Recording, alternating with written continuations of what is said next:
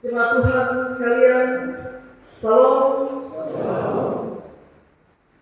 Dalam bacaan pagi ini, dalam kitab Bilangan, menurut saudara, siapa sumber keselamatan? Allah ataukah patung ular tembaga? Kalau sumber keselamatan itu adalah Allah, atau keselamatan kita datang dari Allah,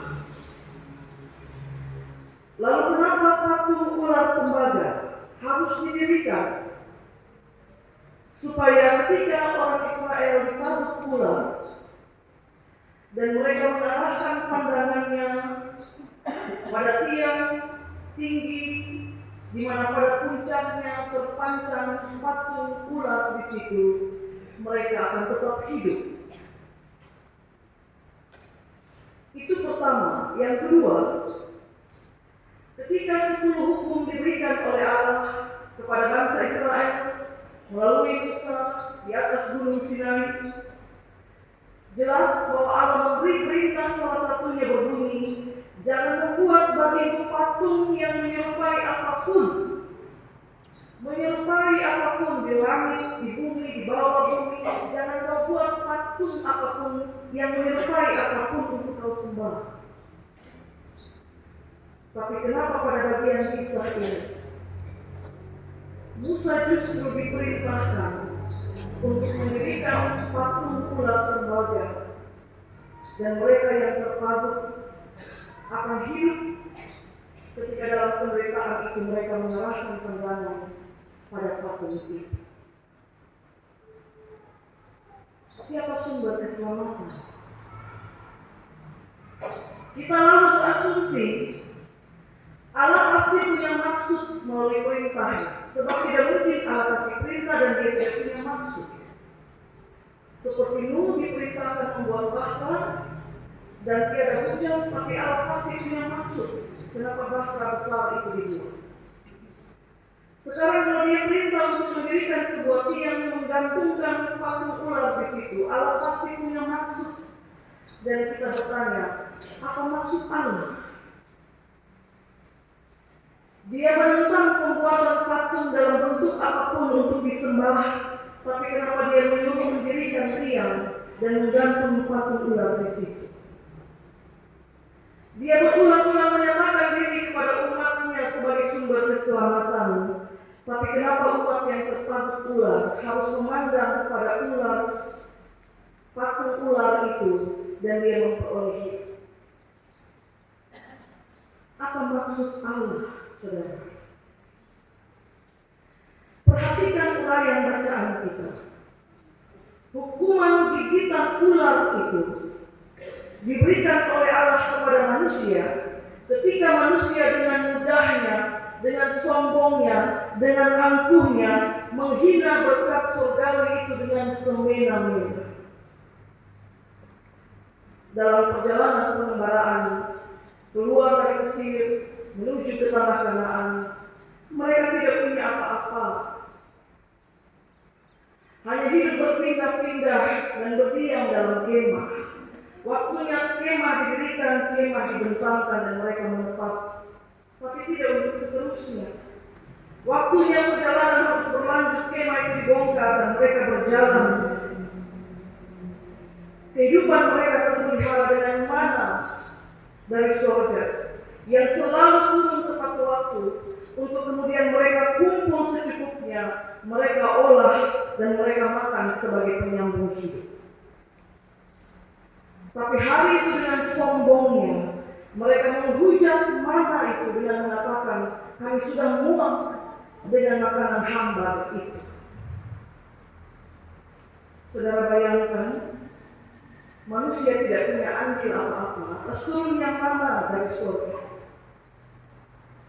Tidak ada jamilah mereka atas kandang mana di sekitar perkemahan yang turun, yang diperintahkan untuk pungut secukupnya, jangan lebih, karena dia akan datang lagi. Tapi dengan sombongnya manusia menghujat berkat dari surga itu dengan mengatakan bahwa mereka sudah muak hanya karena mana itu rasanya hamba. Saudara-saudari yang terkasih, ketika engkau lapar dan engkau berteriak kelaparan dan langit menurunkan makanan, ketika engkau haus dan engkau berteriak karena engkau kehausan, tapi kemudian air yang segera keluar dari bukit batu hanya dengan pukulan tongkat, maka apakah pantas manusia menghujat berkat itu hanya karena dia jenuh berjalan berputar? Pantaskah mulut manusia berdosa menghujat berkat Tuhan yang Tuhan beri dengan cuma-cuma untuk memelihara kehidupannya? Karena itu, saudara-saudari yang terkasih, gigitan ular itu hukuman. Ketika manusia menolak berkat masuk ke dalam tubuhnya, Allah menghukum manusia yang sombong itu dengan memasukkan racun ke dalam tubuhnya melalui gigitan ular, dan racun itu mematikan. Sampai di sini saya harap Bapak Ibu mengerti. Dia tolak berkat. Dia bilang dia muak. Jadi Allah bilang, kau muak, kau tolak berkat, maka racun itu dimasukkan. Maka patung ular tembaga yang harus didirikan dengan tiang yang tinggi harus dalam keadaan demikian supaya setiap orang dari segala penjuru perkemahan yang menderita karena racun ular yang ada dalam tubuh mereka dapat melihat patung itu dan selamat. Tapi apakah itu berarti keselamatan datang dari patung itu? Tidak. Keselamatan bukan dari patung ular itu. Keselamatan datang dari Tuhan, dari tempat yang maha tinggi. Patung itu digantung pada tiang yang tinggi untuk jadi peringatan dan sekaligus penyadaran bahwa gigitan ular itu hukuman atas dosa. Melihat patung ular tembaga adalah bentuk penyadaran akan dosa yang berani ketika manusia berani melawan Allah. Maka ketika engkau melihat patung itu, engkau menyadari akan dosamu. Engkau ingat bahwa mulutmu yang berdosa telah menghujat berkat dari surga, dan hanya ketika engkau menyadari akan dosamu dan menyesal, Allah mengaruniakan keselamatan dan kehidupan kepadamu. Bukan pada patung. Kalau pada patung tidak perlu ditempatkan di tiang tertinggi, tapi maksudnya diletakkan di situ supaya manusia memandang kepada tempat yang maha tinggi, pada satu kekuatan yang lebih tinggi dari dia.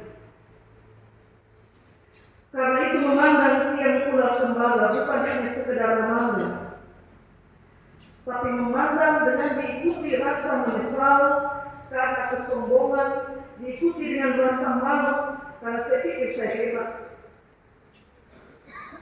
Saya pikir saya bisa tanpa Tuhan.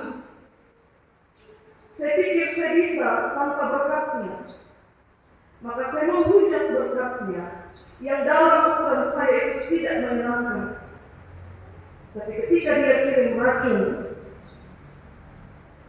saya tersungkur, jatuh sampai pada titik terendah dan kehebatan saya hilang.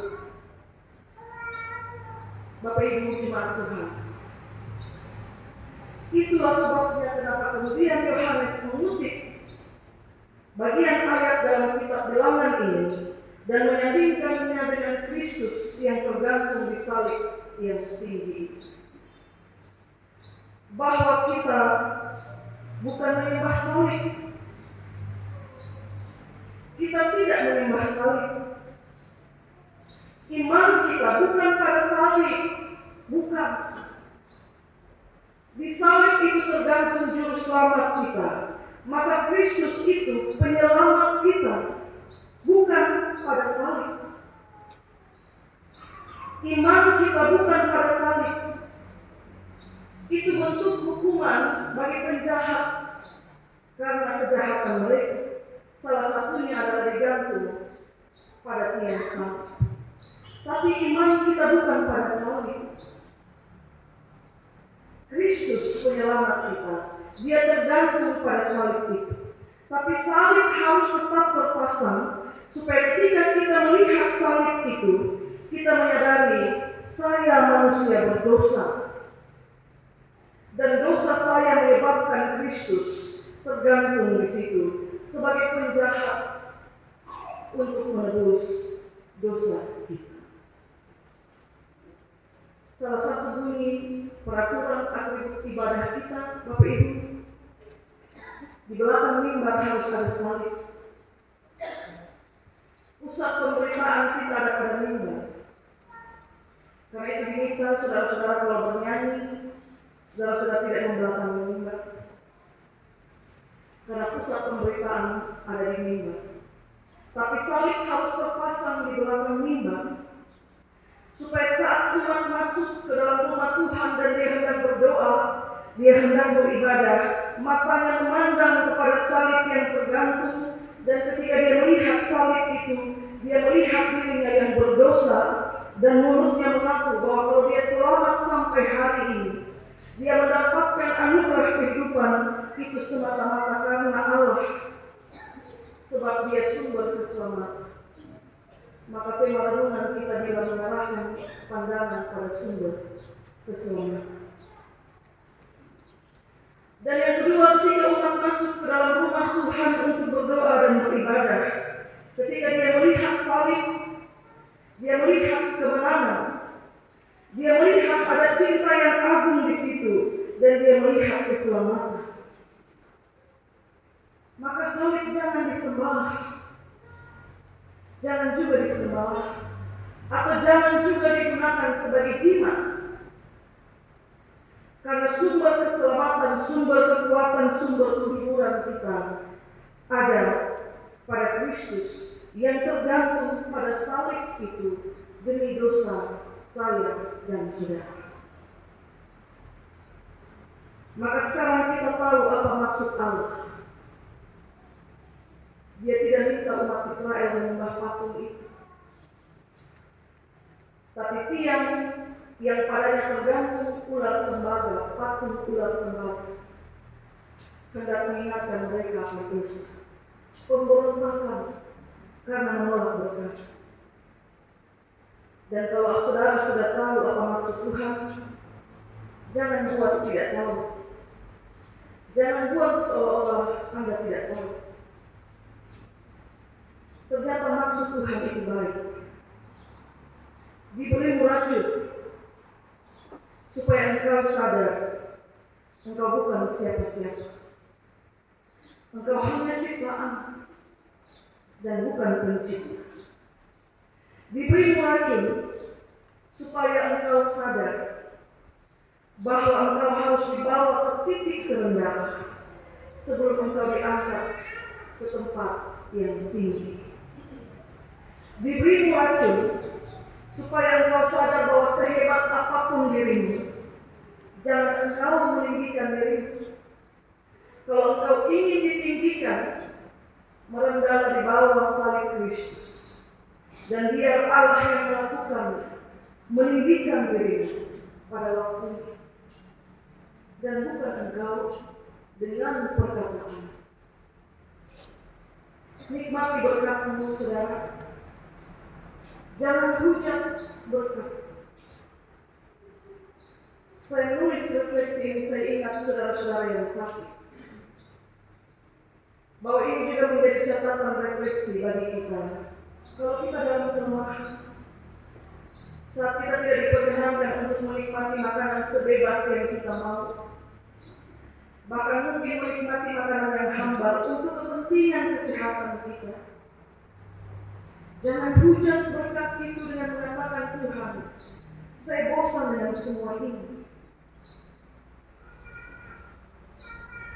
Jangan hujat berkat-Mu. Bukankah setiap pagi kita berteduh dan berdoa meminta, berikanlah kami pada hari ini makanan kami yang secukupnya.